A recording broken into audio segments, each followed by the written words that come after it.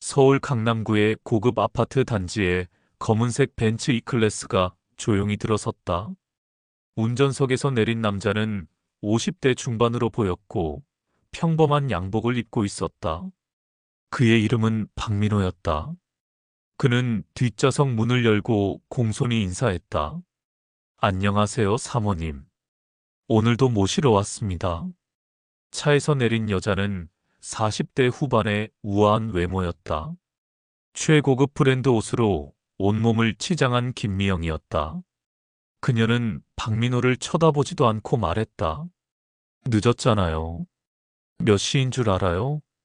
박민호는 시계를 확인했다. 약속 시간보다 5분 일찍 도착했지만 그는 아무 말도 하지 않았다. 죄송합니다. 다음부터 더 일찍 오겠습니다. 김미영은 차에 타면서 투덜거렸다. 요즘 기사들이 왜 이렇게 성의가 없는지 모르겠어요. 우리가 월급 주는 거 잊으면 안 되는데. 박민호는 조용히 시동을 걸었다. 그는 이미 석 달 전부터 이 집의 전속 운전기사로 일하고 있었다. 정확히는 일하는 척하고 있었다. 차는 청담동의 한 고급 레스토랑으로 향했다. 김미영은 뒷좌석에서 전화를 받았다. 응, 유진아. 엄마가 지금 가고 있어. 어? 기사 얘기? 그냥 시골에서 온 아저씨야. 별로 말도 안 통하고. 박민호는 백미러를 통해 김미영의 표정을 살폈다. 그녀는 자신이 마치 존재하지 않는 것처럼 말하고 있었다. 레스토랑에 도착하자 김미영은 차에서 내리면서 말했다. 2시간 후에 다시 오세요. 그리고 차 좀 깨끗하게 닦아놓고요. 박민호는 고개를 숙였다. 네, 알겠습니다. 그가 이 집에 오게 된 계기는 우연이었다. 아니, 우연인 척했다. 그는 최근 대한민국 10대 그룹 중 하나인 한별그룹을 인수한 새로운 회장이었다. 하지만 그 사실을 아는 사람은 몇 명 되지 않았다. 박민호는 20년 전 미국으로 건너가 작은 IT 회사를 차렸다. 그 회사는 놀라운 성장을 이뤘고 결국 글로벌 기업이 되었다. 그리고 이제 그는 고국으로 돌아와 한별그룹을 인수했다. 하지만 그에게는 한 가지 걱정이 있었다. 바로 아들 박준서였다. 준서는 서울대학교를 졸업한 후 미국에서 MBA를 마치고 돌아왔다. 그런데 최근 들어 한 여자와 사귀고 있다고 했다. 박민호는 아들의 연인이 어떤 사람인지, 그리고 그 가족들이 어떤 사람들인지 직접 확인해보고 싶었다. 그래서 그는 가짜 이력서를 만들고 운전기사로 지원했다. 김미영의 남편 이성우는 중견 건설회사 사장이었다. 그들의 딸 이유진은 박준서와 6개월째 사귀고 있었다.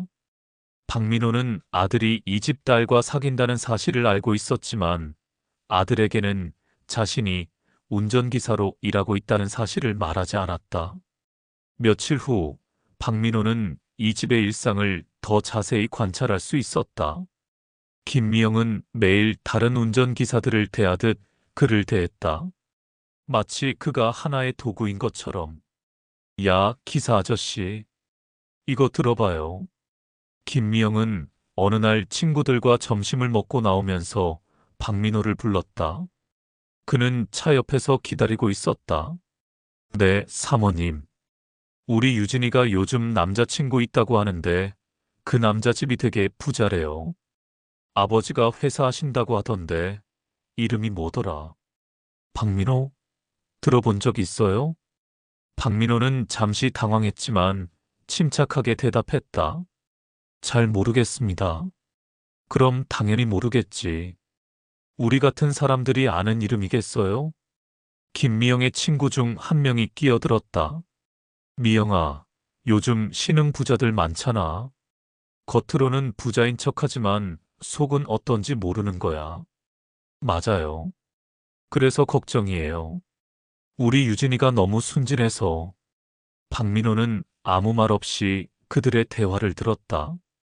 자신의 아들을 의심하는 말들이 계속 나왔다. 집에 돌아가는 길에 김미영은 남편에게 전화했다. 박민호는 운전하면서 그들의 대화를 들을 수밖에 없었다.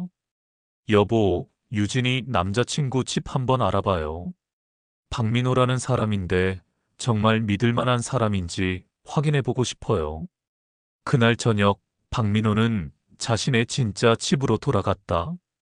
한남동의 고급 주택가에 있는 그의 집에서 아들 준서가 기다리고 있었다. 아버지, 언제 오셨어요? 방금 왔다. 오늘 하루 어땠니? 준서는 밝은 표정으로 대답했다. 좋았어요. 유진이와 데이트했거든요. 그래, 그 친구 어떤 아이니? 정말 좋은 사람이에요. 착하고 예의 바르고 부모님도 만나 뵙고 싶다고 하던데요. 박민호는 복잡한 마음이었다. 아들은 이유진을 정말 좋아하는 것 같았다. 하지만 그 집 사람들의 실체를 알고 있으니 마음이 편하지 않았다. 다음 날, 박민호는 다시 이성호의 집으로 갔다. 오늘은 김미영이 딸과 함께 쇼핑을 가기로 한 날이었다.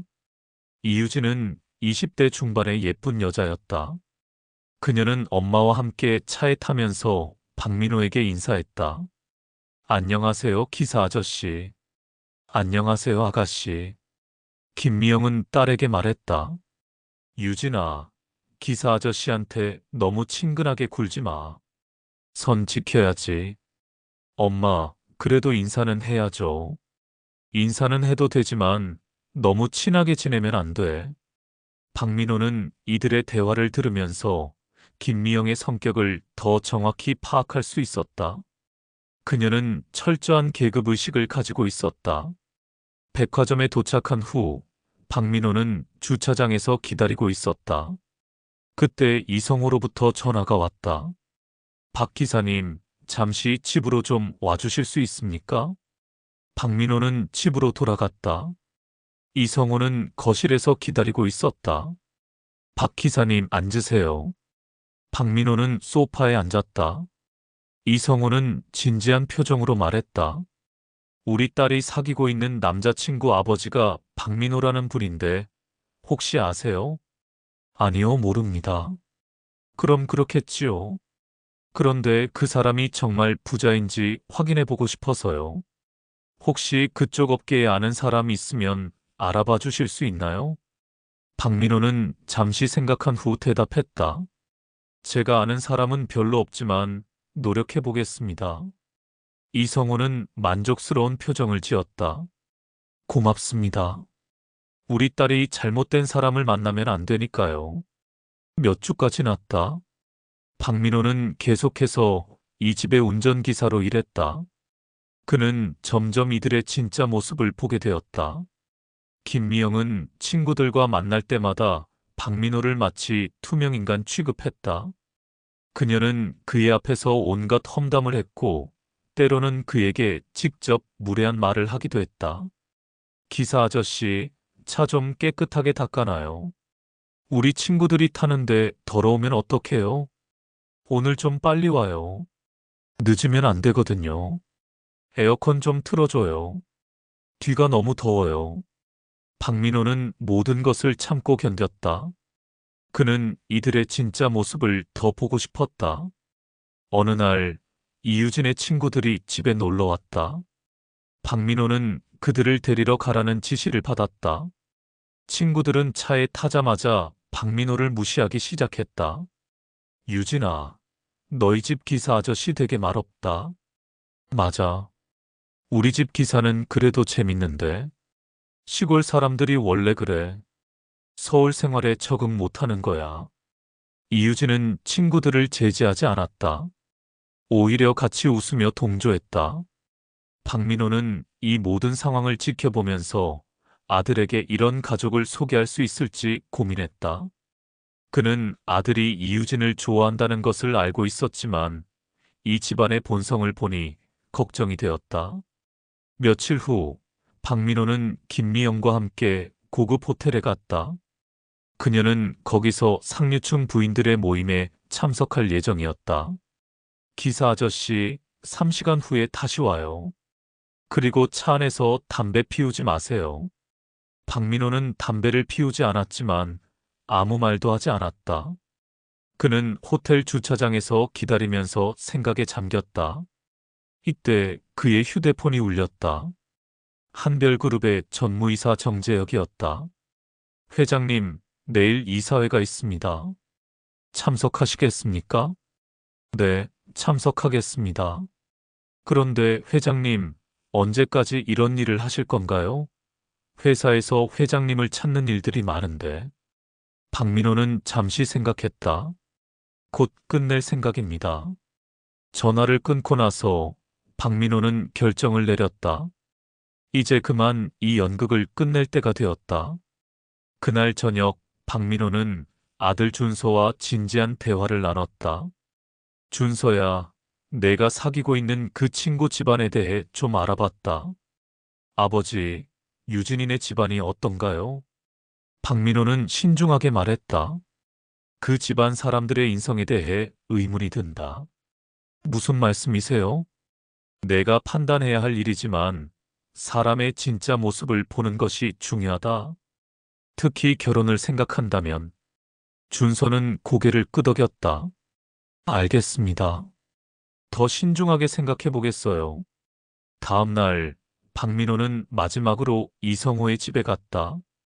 오늘은 특별한 날이었다. 김미영이 이유진의 남자친구 부모님을 만나고 싶다고 했던 것이다.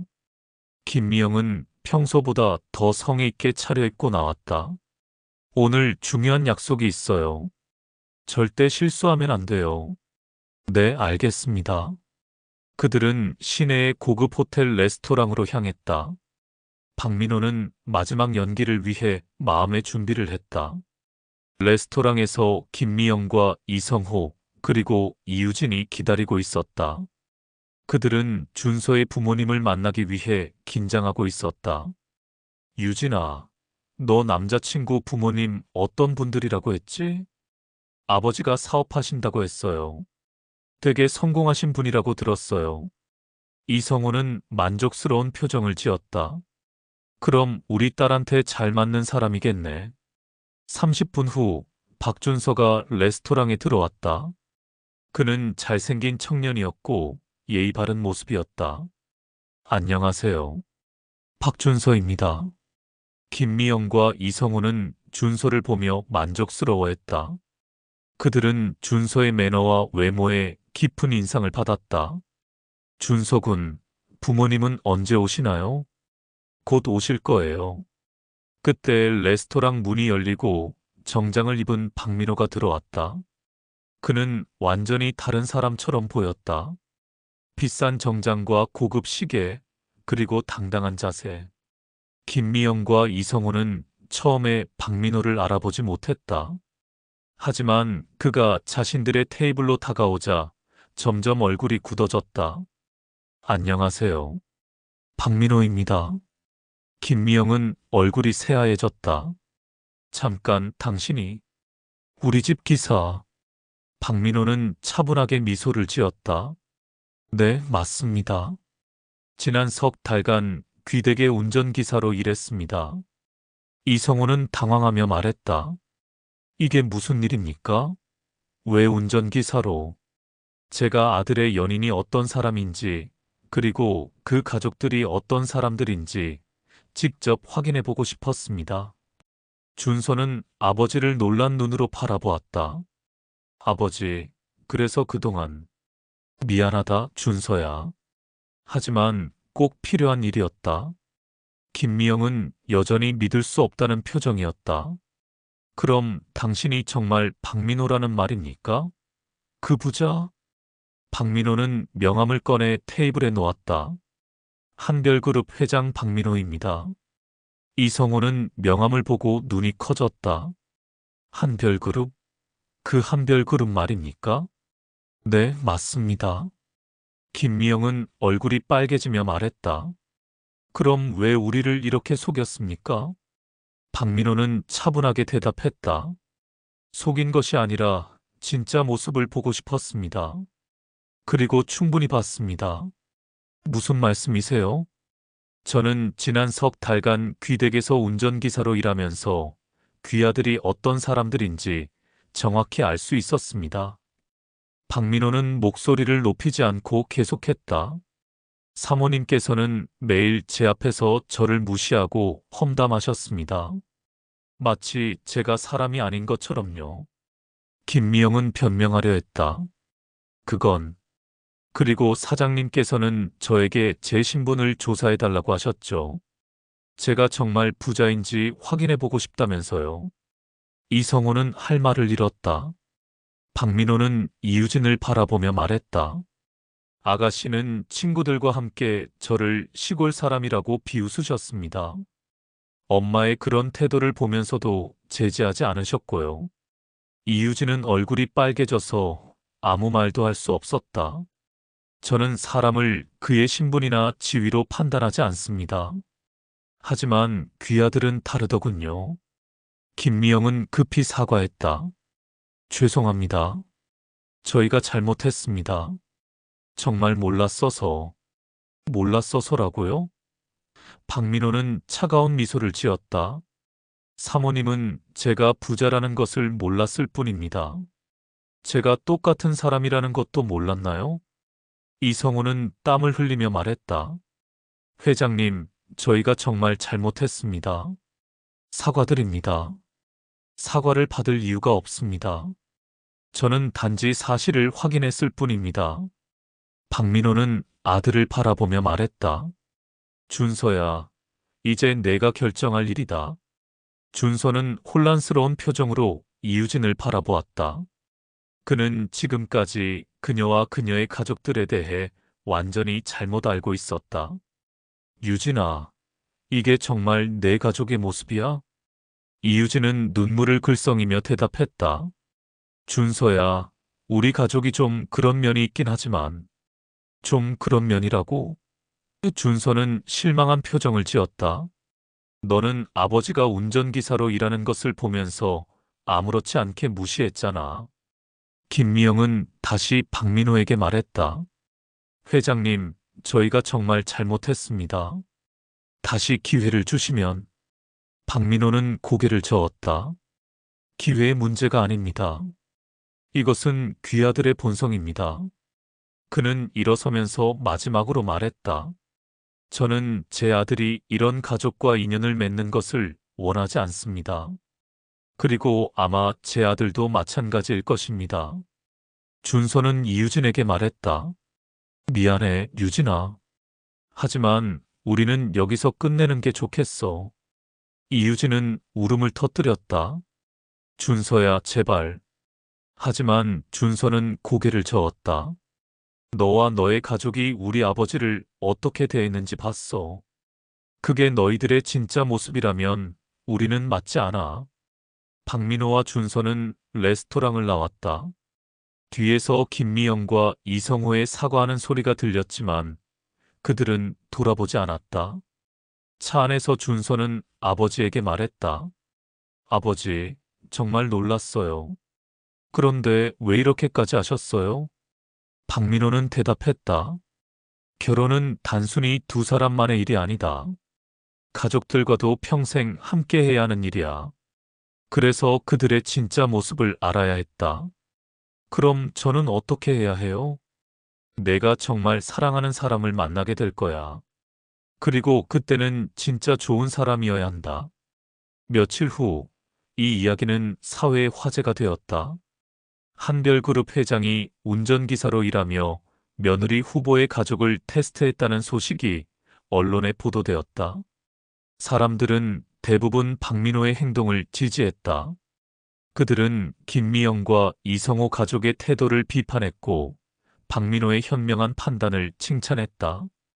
김미영과 이성호는 사회적으로 큰 비난을 받았다. 그들의 회사도 이미지 손상을 입었고 사람들은 그들을 속물이라고 비난했다. 이유진은 대학에서 친구들에게 따가운 시선을 받았다. 그녀는 자신의 가족 때문에 좋은 남자를 잃었다는 것을 깨달았다.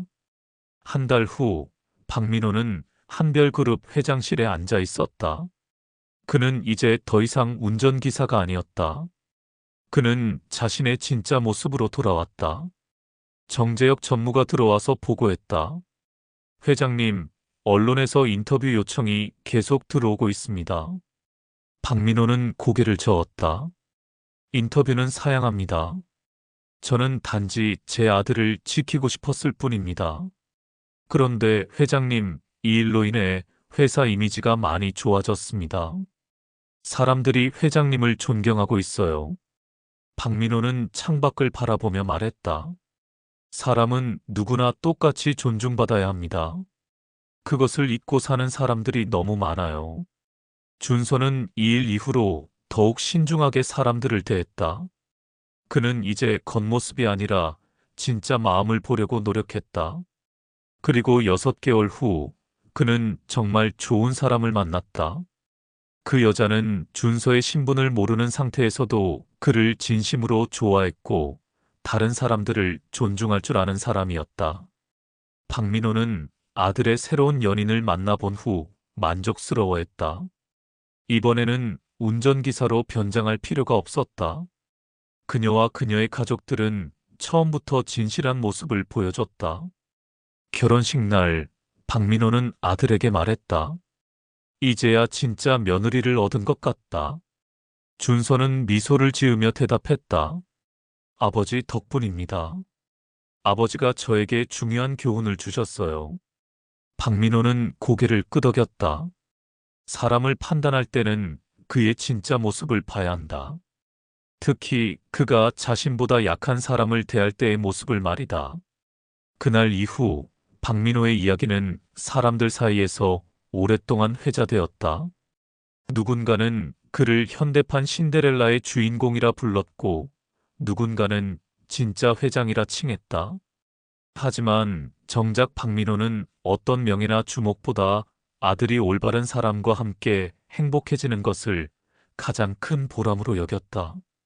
그리고 그 후로도 그는 변함없이 사람을 대할 때 지위나 겉모습이 아닌 마음을 보는 원칙을 지켜나갔다. 세상은 아직도 바뀌지 않은 것이 많지만 적어도 한 사람의 선택과 진심은 누군가의 인생을 바꿀 수 있다는 것을 모두가 알게 된 이야기였다.